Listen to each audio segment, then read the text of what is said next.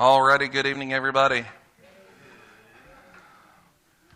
Glad to see everybody. It's good to have everybody together tonight. I've enjoyed having the split classes, but it's good having everybody back together. And always enjoy the give and take of the whole group here. We do have quite a few that are just dealing with seasonal illnesses as far as colds and sniffles and other things, a few people that are out tonight. So keep them in prayer. And of course, the ubiquitous, ever-present issues with COVID and whatnot that are going on. So keep everybody in mind with that. Well, tonight, having concluded Brother Donnie's hermeneutics class and our apologetics class, we're now set to move into the Gospel of John. And so our hope down the road, Brother Donnie took on during the semester, took on a new job Monday to Friday, working with the school corporation, I believe, within Madison. I don't know the technical term for what he does, but dealing with students' behavioral issues and things like that. So you know that that's a challenge for him, and it's mentally, spiritually, physically taxing and time-wise and whatnot. Still working on his doctorate as well. So our intention was to possibly teach these classes again back-to-back and then have you guys flip-flop, but we might do that down the road so that those that didn't get to take the apologetics can do so and those who didn't get to take the hermeneutics can do so. So we'll see how that all pans out. But in the meantime, we are going to be setting into the Gospel of John, which is it's an incredible book, and we're going to be able to dig into this for the next class here. Don't have the entire run of this class.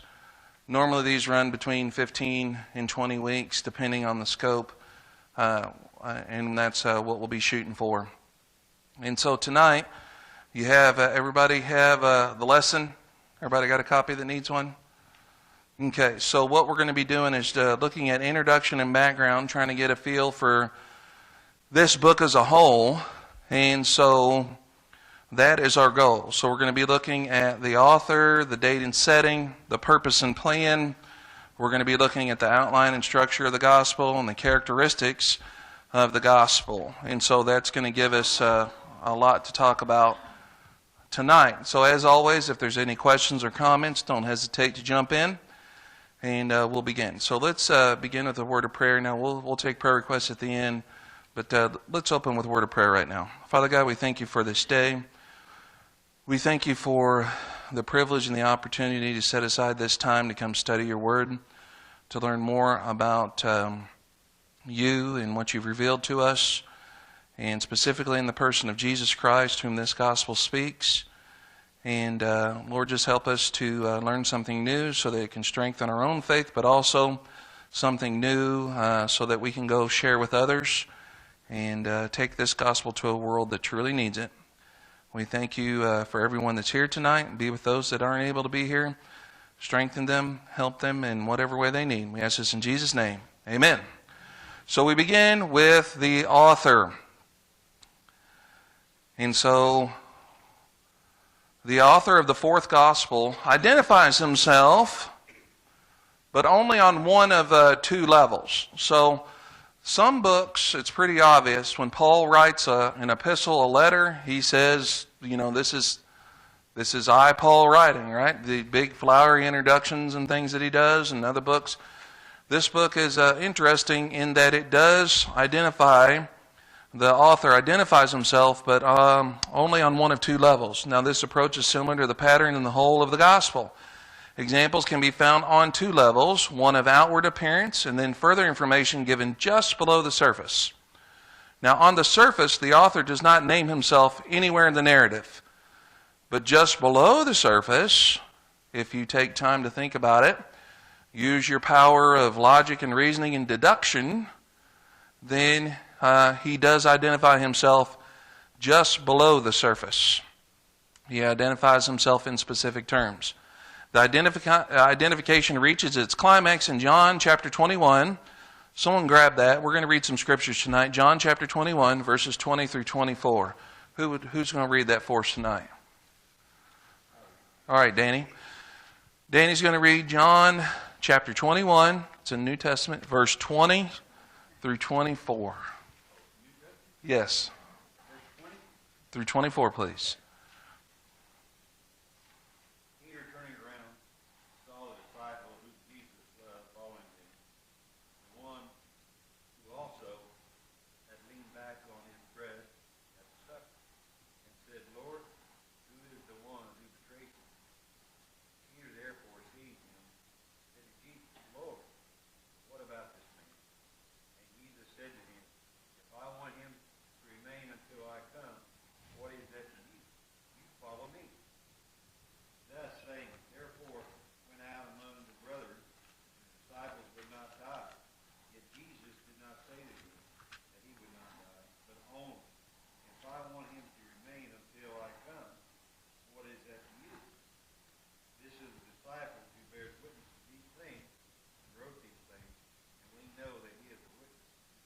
All right, focus in on verse 24.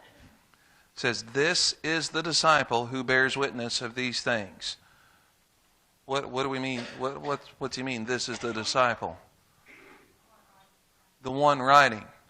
Right? And so what two things do we glean from this passage about this disciple?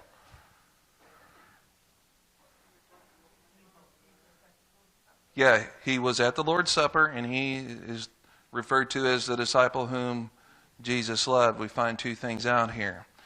And so the author was present. We understand this. Mike? We also glean from this, because of what Jesus was saying before this, Peter about when you were young, you dressed yourself and went to the Lord of somebody else to dress you.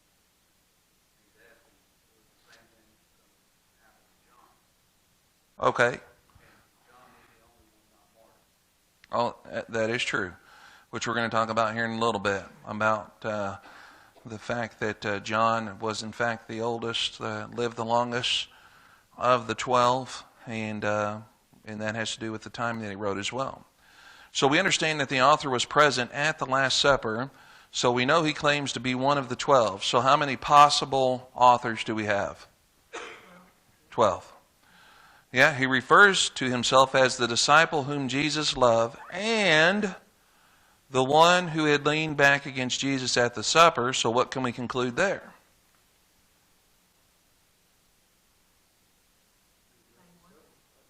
He was close to him, right? So he must be one of the disciples who were very close to Jesus. Who do we understand were the inner circle? Peter, James, and John. They were the inner circle among the 12. You've got references, Mark chapter 5, chapter 9, verse 14. And in John 21 through 20 through 24, we can also look at 13:24. It is plain that the author was not who? So look at the first passage we just read here. Who's not the author of the 12 that's mentioned in the Peter? So it's not Peter. All right, so we're down to who? James and John. Now, what do you know about James? There we go. Yeah, it is plain that the author was not Peter, so the one most likely indicated should be James or John. Now, the added fact that James died very early, AD 44, in Acts 12:2, helps decide the question. Surely the fourth gospel was not written that early, and so the author indicated by the process of elimination would be John the Apostle. This conclusion is corroborated by both indications within the gospel itself and by the word of early Christian writers. Though it has been disputed, we see no adequate reason to doubt that John was really the author of the gospel known by his name. So let's now talk about date and setting. So there's a specific date in the history of the New Testament, the first century, that serves really as kind of a watershed. Well, there's a couple things. Actually, in the history of the church, let's say, there's a specific moment by which books are kind of known pre or post, according to this event. When in the life of the church, we're talking about books of the Bible, so what would that event be? Well, that would be the beginning of the church. Yeah, fall of Jerusalem in 70 AD. So a lot of critics or people look for internal evidence that cites the temple in one way or another and that kind of thing. So normally what you're going to have is people that try to say, well, this book was written before 70 or this book was written after because of certain mentions or lack thereof. And so that always seems to happen. And so really simply talking about the date usually assigned to the Gospel of John is AD 90. So it's pretty specific. Now, in relationship, just don't want to take for granted here that we all understand every single one of these dates. In reference to Jesus and his life, where are we at chronologically here? So where would we date Jesus and his life? Now this gets a little tricky because of the whole calendar thing, but where we... well, not necessarily from the book of John, but just from what you know in general about Jesus and his life. When did this take place?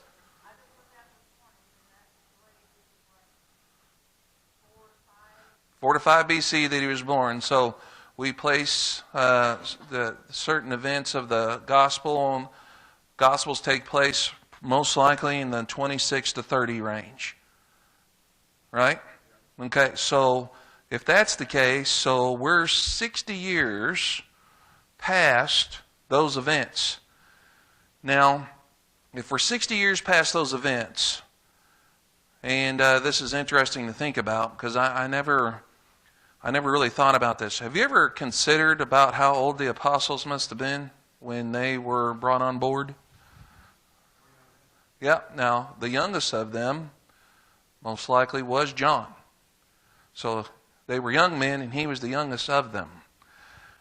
So the date usually assigned to the Gospel of John is AD 90. Recently, some, however, are suggesting that John's writing should be dated before the fall of Jerusalem to the Romans in 70 AD. Well, that's not the whole of it.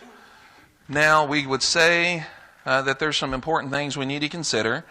Early notices have pictured the writing of this gospel in Ephesus. So John is believed to have written from Ephesus toward the close of the first century.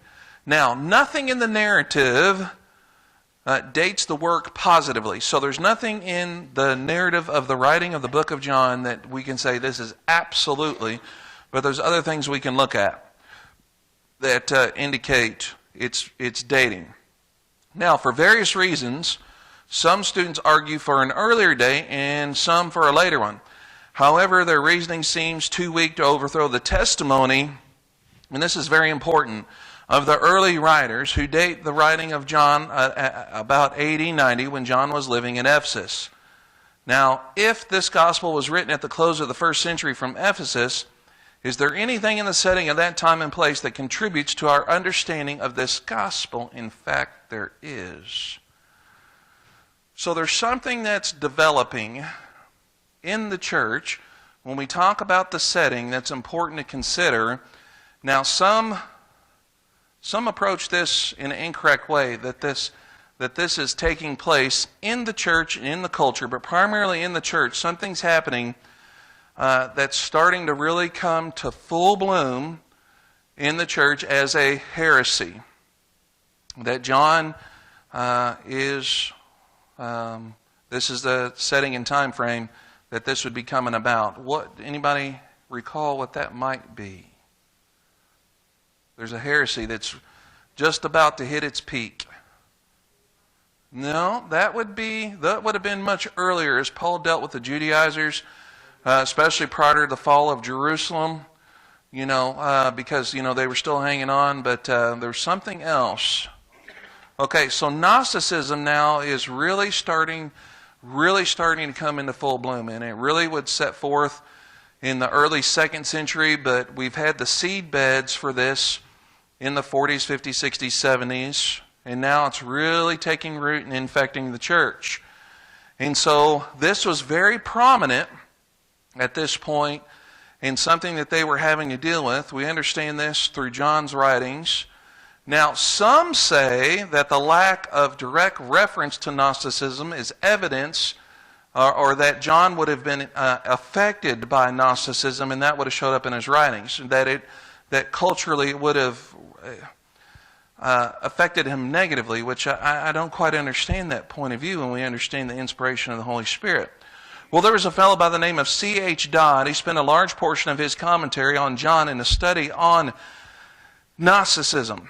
Now, let's talk about what this is. This Hellenistic philosophy infiltrated Christian circles and became a major problem to the church of the 2nd century.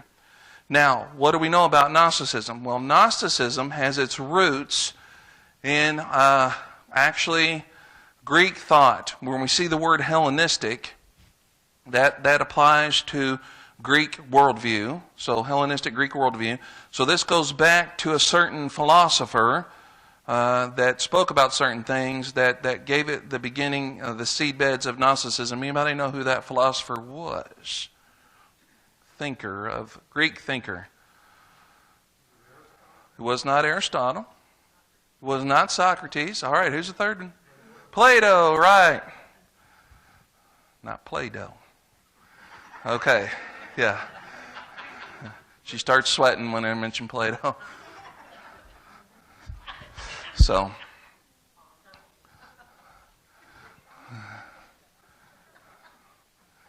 there was larceny involved with Plato way back when, but that's another story. But Plato, oh, you were part of that?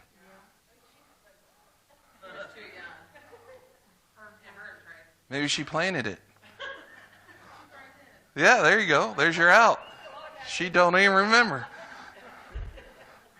So they went to a singing thing in another church, and Kelly came home with Play-Doh that didn't belong to her. And they were like, "Where'd you get that?" So they had to take it back. But Plato, the Greek philosopher, so he had an idea that eventually was called Platonic dualism. Okay, Platonic dualism is speaking of the nature of man. So he boils it down to man being dualistic in nature, which, according to the Bible, we are, but he got some things very wrong. What he thought was, and he taught, that all flesh was inherently evil. So, flesh is evil, right? And spirit was inherently good. And so, that was Platonic dualism, and so that idea shows up in his teachings, and they try to figure out this, that, and the other if you read his stuff, which is lots of fun. So what we see is this idea, this Platonic dualism, this idea coming into the church.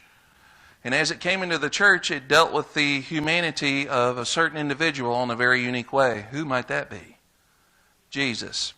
And so we understand that the Bible claims that by now we've got a lot of books written about it, that Jesus is fully man, fully God, and that so those that held on to this idea of Platonic dualism said, well, this doesn't register. Why not?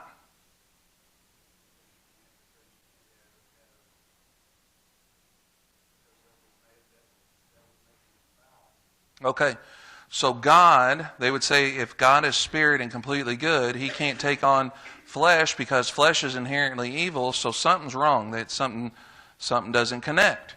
So they don't have a good understanding of what we would call true biblical anthropology. And so what they did is they took that idea and allowed it to inform the Word rather than the other way around. And so they had to come up with this idea, which was called Gnosticism, from the Greek word gnosis, where we get our English word knowledge. And what the Gnostics claimed is that they had special knowledge from God, and in this special knowledge, only certain individuals had it, but they were teaching specific things about that was based in this Platonic dualism. And so this is how it played out. So Jesus wasn't fully man, that he appeared as such, apparition, ghost, He wasn't really, it was just an appearance, or so they spoke specifically of him. Now that's a problem. So if we don't have flesh and blood Jesus Christ, what's the problem? Okay, so, right, there is no forgiveness. Without the shedding of blood, there is no forgiveness. Well, if he's just spirit, that's just manifesting as spirit, then there's no real true physical death or flesh, then we have some real problems with what the Bible teaches about substitutionary atonement and all sorts of things. But also for the individual, so how this boiled down to the regular person in the old 1st century, 2nd century pew, if they had such things, was this. So there went one of two directions in early Gnosticism. One said, well, your flesh and your spirit, one's inherently good, one's inherently evil. Therefore, they have nothing to do with one another. So you can do whatever you want in your flesh, and it doesn't affect your spirit. That's pretty popular, right? That was, of the 2 points of view, this was really popular. Why? Pretty much, yeah, you can do whatever you want, right? Your spirit's good. You can do whatever you want. So this idea starts to come in. It removes any form of personal holiness, and this is a really popular brand of Christianity that's out there now. Now, the other flip side of this appealed to some, but not as many, was the flip side. Is you must debase and humble and beat upon the flesh in order to elevate the spirit. Now, that wasn't as popular, but that was one of the 2 ways that this played out. So this is happening in and around the time that John's writing. So this Hellenistic philosophy infiltrated Christian circles, became a major problem to the church of the 2nd century. It claimed to possess special secret knowledge. All flesh is evil, the Gnostics maintained, and only the spirit is good. This world is a part of the material, evil existence created by evil agents. In such a conglomeration, the role of Jesus became distorted from that of the Christ proclaimed by the apostles. After treating the system at length, this is Dodd, finally decides that actually very little Gnosticism is reflected in John. Now what he means is that John would have been, I think even the word you might even use is infected rather than reflected. Now, this is as it should be, he said, because John is actually teaching us of action in Palestine in AD 26 to 30. If his writing reflected much of Ephesus at the time of the century, one might question its faithfulness to the original setting. I don't fully agree with this. Because John was, I believe, writing to reflect exactly what was happening in Palestine in 26 to 30. But he was doing so in a specific way to deal with Gnosticism. Now that was one of his purposes. Not, I wouldn't say his only purpose, but that was one of his main purposes, was because if you look in the other writings of John, this concept shows up. He's very, very clearly trying to show us a flesh and blood deity here. That fully God, fully man in the person of Jesus Christ, for the very purpose of refuting Gnostic thought, as well as other purpose, which we're going to see here shortly. Now, let's talk about the purpose. Now, we'll talk a little bit more about the writing here, about the dating. So, now, according to tradition, John wrote the gospel in Ephesus, whereas Matthew wrote for a Jewish audience, Mark for Romans, Luke for Greeks or Gentiles. John's intended audience was for everyone, and I believe his audience was also very specifically to combat Gnosticism. Purpose and plan. Now, the immediate purpose, we'll see here, is of the Gospel of John as set forth by the writer himself. John very specifically states his purpose. He writes in chapter 20 and verse 31, "These are written," everything that he's written, "that you might believe that Jesus is the Christ, the Son of God, and that by believing you may have life in His name." Now, the ultimate purpose of this book is to provide information not included in the earlier Gospels and to establish the deity of Christ. Now, the purpose of this particular gospel, it is explicitly stated here in this verse 20 and 31. Now, all must agree that his expressed purpose is supported by the presentation of the gospel itself.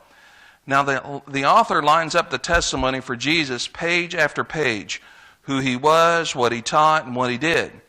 Now, many suggestions are made as to more specific areas of purpose. One of these suggestions of maybe a more specific purpose was to supplement the synoptics, giving other details and further spiritual significance. Now, this sentence, what does this mean?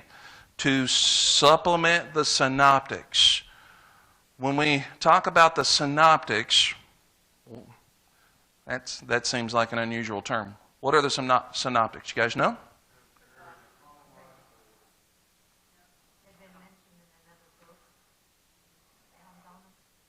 When we say the synoptics is a group, okay, no. John is not part of the synoptics. It's to supplement the synoptics. The synoptic gospels are categorized that way, are Matthew, Mark, and Luke. Again, John is not included in the synoptics. So if you see the phrase synoptics, what that means is it's referring to Matthew, Mark, and Luke. So you can take those three and lay them side by side pretty well, chronological and other things, and they're going to line up pretty well. John is written completely differently, and it's written in a different time frame, but it's no less true, but it's just different. And so the word synoptic comes from two base words, S-Y-N, where you get this idea of synthesis, right? S-Y-N, and optic. So it literally means seen together. So synoptic means seen together. And so the synoptic gospels that are seen together, Matthew, Mark, and Luke, a lot of times they're looked at that way, and then you have John, is not called a synoptic. So some say that the purpose, a specific area of purpose on top of what we've already seen, is to supplement the synoptics, giving other details and further spiritual significance. Well, that makes sense, right? I mean, let's think about that. So we've had these other gospels around for a number of years. We can look at a ballpark of about 20 years that Mark was written before, so that's a good chunk of time, right? Well, with certain things happening in the culture and what we're talking about, Gnosticism and other things, John writes for a specific purpose to fill in some other details that could be useful, but also to add further spiritual significance to things, and we see that very much in the book of John. He also could be writing to build a defense against attacks from the Jewish religious leaders. So we wouldn't say so much that John is dealing with Judaizers in the way that Paul in the book of Galatians, but very much still that's going on. Maybe not to the extent that Paul was dealing with, but definitely that could be a reason as well. A third reason might be to make absolutely clear that Jesus came in the flesh as a man. I would agree with that. Why? To combat Gnosticism. And also to provide discourses and narratives appropriate for the worship of the church. Because now the church has been in existence close to 60 years, and that's ultimately, that would have been a goal as well. Now, one finds a contrast between the plan of the synoptic gospels and that of the Gospel of John. In the synoptics, the ministry of Jesus before the final week is almost wholly confined to Galilee. In John, a major part of Jesus' recorded work is centered in Jerusalem. Personal interviews are common in John. Claims to be the Messiah occur early in the fourth gospel, but not always to individuals. But always to individuals, not to the crowds. The miracles recorded in John are not as numerous as those recorded in the synoptics. We're going to find this out. John was very specific about the number of things he chose to include. So the miracles are not as numerous, but those that are included seem to be carefully chosen to serve as special signs, examples of the proof of Jesus' power, and testimony to the truth of his message. He was worthy of the faith put in him. And so when we look at the purpose and plan, that is a good part of it. Another thing we could say is this, that John, he paints his portrait of Jesus as Son of God. he presents the most powerful case in the Bible for the deity of Christ. This truth is underscored by John in 4 ways. First, John emphasizes, now this is one of the coolest things about the whole book, and we're really going to dig into this when we get into John chapter 1, about the pre-existence of Christ. When we really understand that and start to think about it, and then we tie verses in like Colossians, that everything was created by Him and for Him and through Him. See, our Lord was present at creation, but He just wasn't sitting there in the old rocking chair, was He? In fact, He was instrumental in creation. So, our Lord was present. So we're talking about John emphasizes the pre-existence of Christ. And in doing so, he does some incredible things that we're going to see as we get into chapter 1. Second, John sets forth 7 signs of Christ's deity. Chapters 1 through 12. These include turning water to wine, walking on the water, and the resurrection of Lazarus. So he includes 7 signs or miracles. Now, we talked about this in the apologetics class. I believe that was or was it on a Sunday night? When we talk about the idea of signs, wonders, and miracles. Okay, for those of you who didn't get to take part in that, so if you did get to take part in that, let's pick the brains of those who didn't, give them a chance to chew on this a little bit. You ever wonder why it's called signs, wonders, and miracles? Those words appear together a lot, right? What's the difference?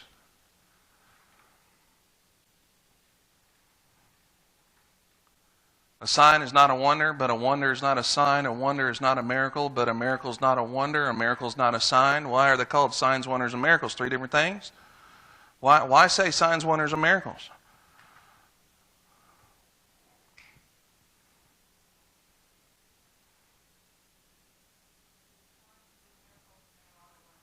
Okay, so they did signs. So you're saying they're sort of different. You're on the right track here. So I heard 2 things there that were a total of 2 things that were both wonders. Okay. You're on the right track. You already been a part of this. She's trying to spill the beans. Oh, you found it. Oh, you've even got your old stuff. No, don't listen to her. She's trying to give you the answer. Oh, what Beth said? She said they were signs and miracles, and they were both wonders. Doug? What's that? Miracles would be supernatural, but a sign's not? A wonder's not? So you're saying the different things then? 3 different things? That's what you're thinking? Okay.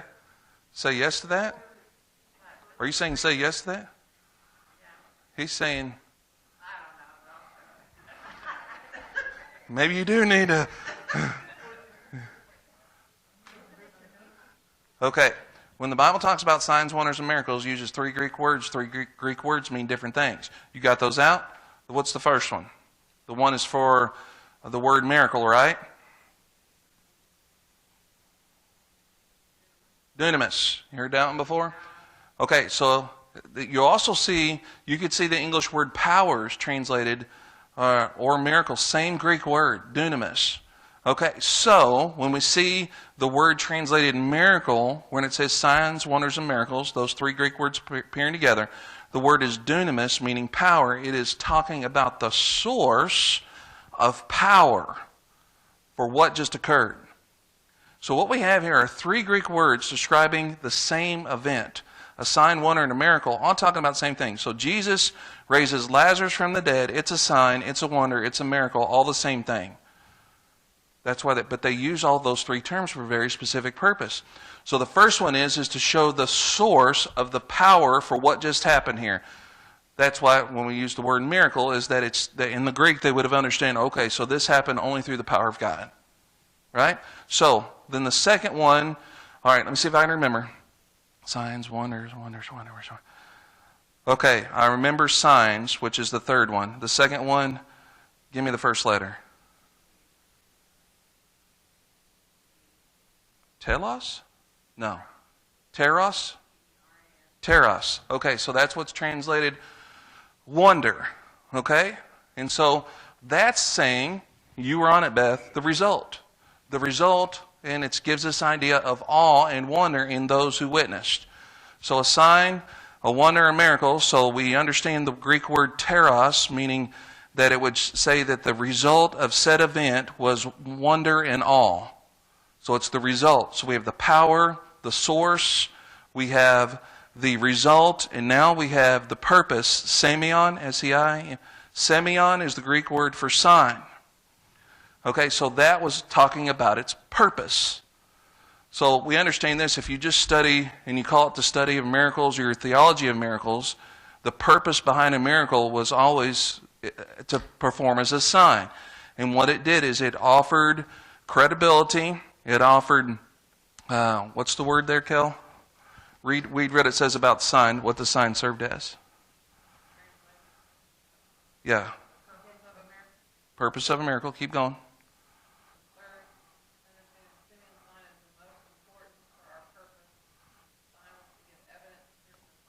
Yes, to give evidence, proof, or confirmation of the messenger and his message. So when you read this with Elijah, is it given there in first or Elisha? I believe 1 Kings or 1 Samuel or yeah. And what was the quote from her? This is all from an apologetics class a few weeks back, so that's why I didn't plan on talking about this tonight. But it makes perfect sense right now. Okay. Well, that might have been in my notes, which I don't have here. But we talk about signs, wonders, and miracles. A miracle was for the purpose, the sign aspect of it. That's why we have this idea of signs, wonders, and miracles, is that it was to provide credibility, authority for the message and the messenger. And primarily, John is trying to show that Jesus is the Christ, shows his 7 miracles, which would result in wonder and be evidenced or be understood as through the power of God, but also serve as a sign that Jesus was the Christ, that he was who he said he was. Yeah, Elijah raises the widow's son, and the widow said, that I now know that you are the messenger, the man of God. That's why that miracle occurred. And then it brought about awe and wonder and belief and understanding in that individual. So it's always to bring about faith and to serve as a. So that's why we see signs, wonders, and miracles. Why you see those things grouped together, because otherwise it'd just be like saying, French fry, French fry, French fry. It's the same thing over again. Makes no. Why are you saying the same thing 3 times? Makes no sense. Okay, everybody understand? So John picks 7. Very specific ones, and he chose all of them for a specific purpose. And as we move through this, we'll see that they actually work with his ultimate purpose.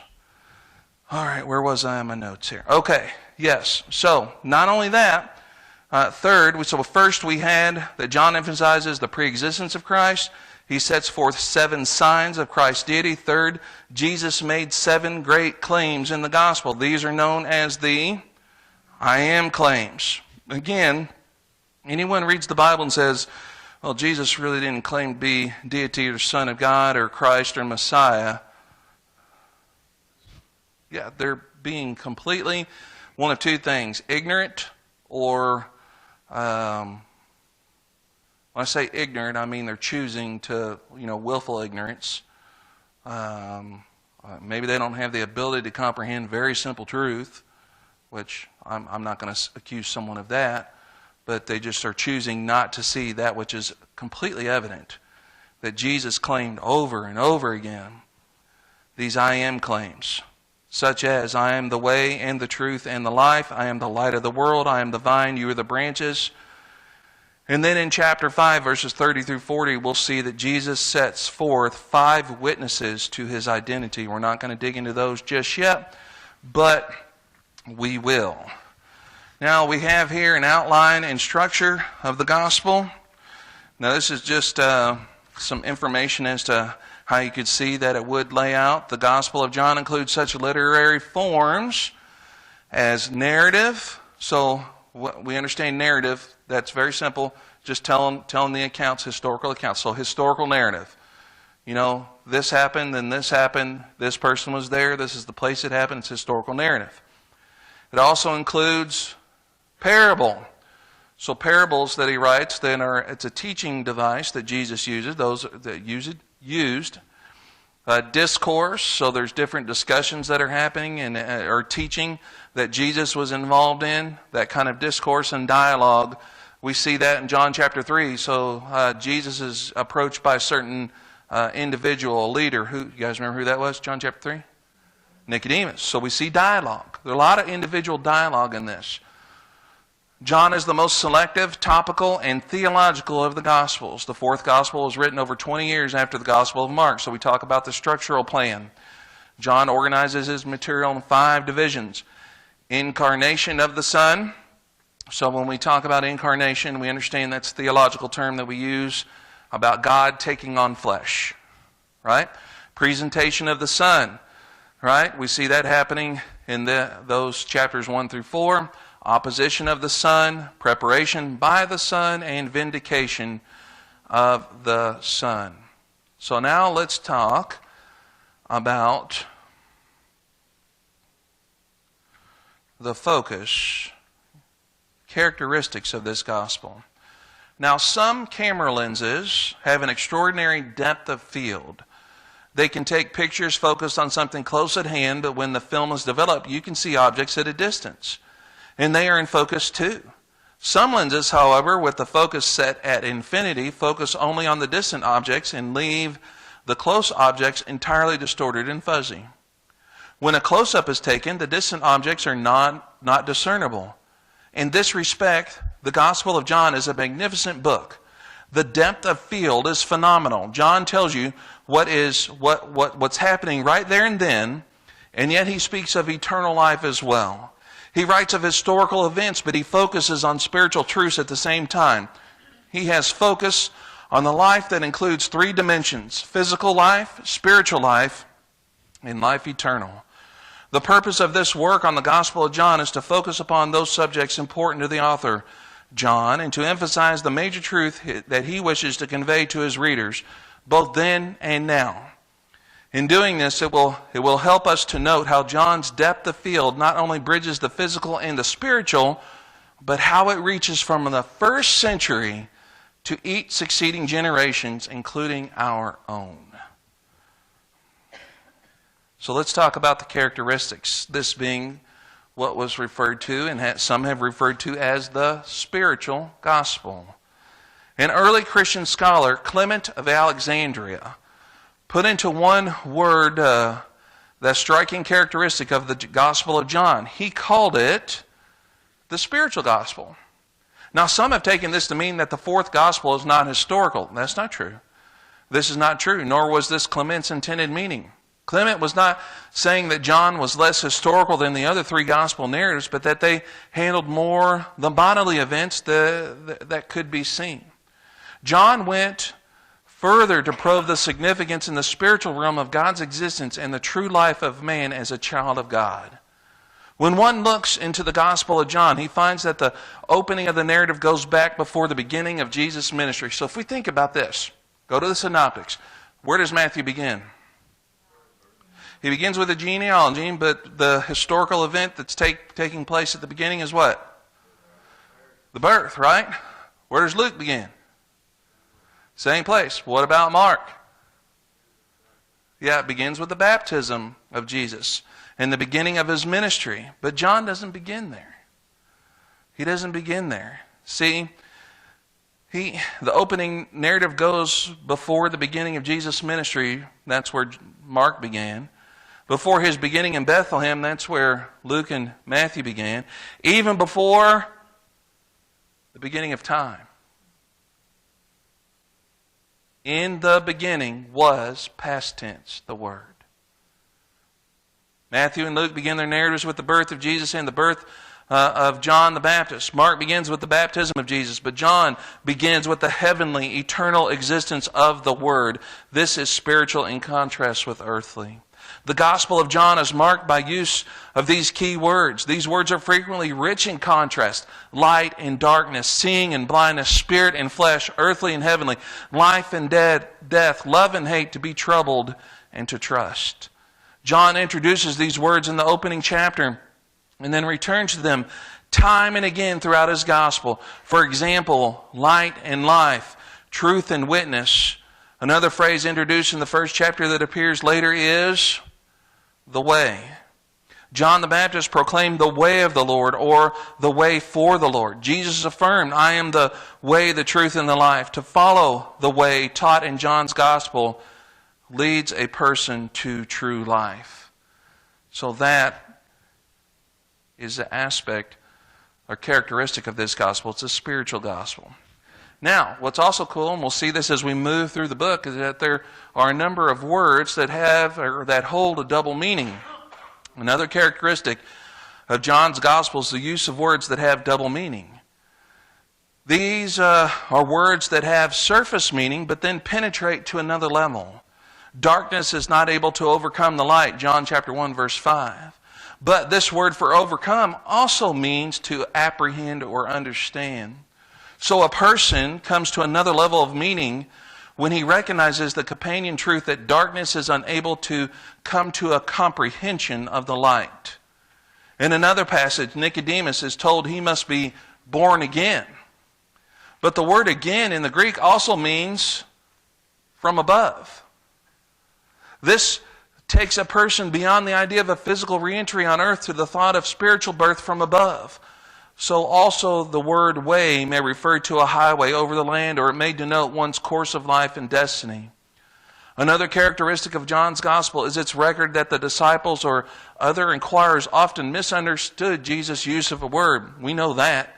And they often missed the deeper meaning. We know that, right? Then it became necessary for Jesus to pull back the curtain and reveal the spiritual significance. This is what happened concerning the way. Jesus said to his disciples, you know the way to the place where I'm going. But what did Thomas say? That ain't in my GPS. We don't know what road or path.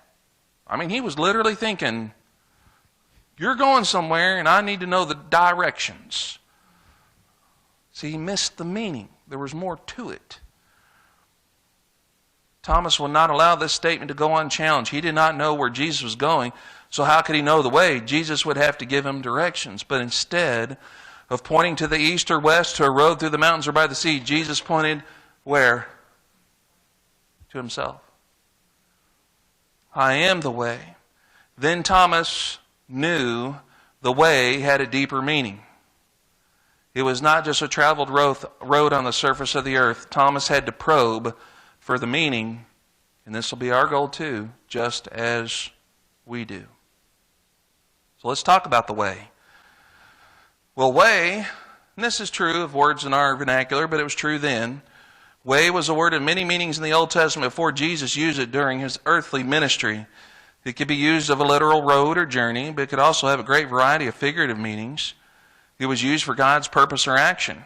When Moses replied to God's call, he said, now therefore I pray thee, if I have found grace in thy sight, show me now thy way, that I may know thee, that I may find grace in thy sight, and consider that this nation is thy people. Along with numerous passages denoting God's way, there are also examples of man's way. Man's moral conduct can be described as his way of life, his lifestyle. This can be a way of goodness, right? Proverbs 2 says, so you will walk in the way of good men and keep the paths of the righteous. For the upright will live in the land, and the blameless will remain in it. But the way of man is often evil. Do not enter the path of the wicked, and do not proceed in the way of evil men. Avoid it, do not pass by it, turn away from it, and pass on. Now these are separate ways, the ways of good and evil. The ends of these ways offer the contrast between life and death. He is on the path of life who heeds instruction, but he who forsakes reproof goes astray. Furthermore, that evil way is often a deceitful way. Proverbs 14:12. There is a way that seems right to man, but in the end leads to death. A clear distinction is made between God's way and man's ways. For my thoughts are not your thoughts, neither are your ways my ways, declares the Lord. As the heavens are higher than the earth, so are my ways higher than your ways, and my thoughts than your thoughts. Isaiah 55, verses 8 and 9. In the New Testament as well as the Old, there are two ways before man. One of them leads to life and peace and happiness, and the other to death, trouble, and misery. Jesus gave the classic expression of the two ways in his Sermon on the Mount. He said, enter through the narrow gate, for wide is the gate and broad is the road that leads to destruction, and many enter through it. But small is the gate and narrow is the road that leads to life, and only a few find it. Matthew 7. The figure of the two ways is also used in early Christian literature. It's very common as we read these other Christian authors. But more than just the way, it's the only way. Another dimension is given to the way, however, in the person of Jesus Christ. He is the teacher of the way and truth. He himself is the only way to God.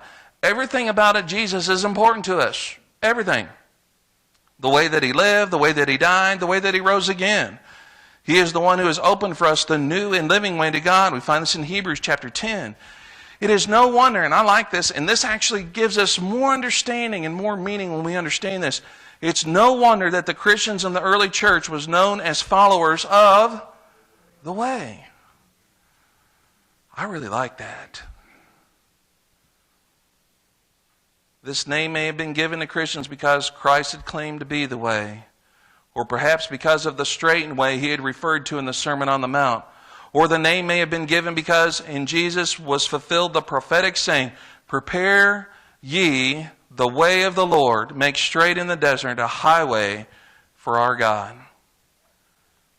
When all the ways of God and man are studied, it is clear that the Scriptures teach there is only one way to real life, the true life, and that is Jesus.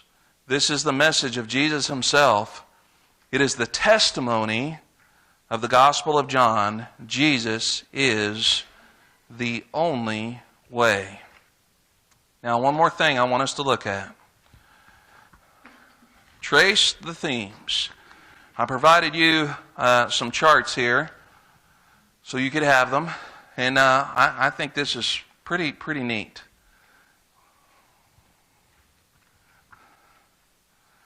Look at these special words in John here. The more you study the Gospel of John, the more you realize the intricate design of the book. This is not an accident. This is not a work carelessly thrown together, but carefully laid out with special themes running through the whole of the narrative. Introduced in the opening chapter and occurring again and again in later chapters, certain words stand out to draw your attention. Believe, light, world, life, know, love, truth, and witness. The following chart indicates how many times each of these is used in the gospel. Now, compared to the others. Now, look at, I want you to see something. Because the evangelical world, the world of Christianity, gets this really wrong. And this is one of the things we spent probably the first 3, maybe 4 weeks of our apologetics class talking about, is the relationship between faith and knowledge. Now I want you to look how many times the word believe shows up in the Gospel of John. 98. Then the word know shows up how many times? 2 different things, right? Believe and know? I say no. Belief and knowledge are this, not this. I mean, they have different aspects to it. But what John's trying to show here is that when you say that you may know these things, that's belief. When you say believe, it means that you know. It doesn't mean that, we've talked about this, so we get this idea wrong about what true belief is and faith is. Faith is grounded in historical facts and knowledge. It's not, in that those historical facts and knowledge are rooted in the person and history of Jesus Christ. And that's what John's trying to show here, is these real historical events bring about knowledge, and that knowledge of the truth leads to belief. And belief is an informed decision of the will and mind of the person to put it all together, evaluate it, and say, yes, this is true. Now look at all the times that these ideas are used. Believe and know and truth and witness. One of the ways that we can come to knowledge of the truth is through the witness, through the faithful and truthful witness of certain individuals. That's what John was trying to teach us. So keep these ideas and trace these themes as we go through. I think you'll really appreciate that as we do. All right, any questions or comments as we wrap things up tonight?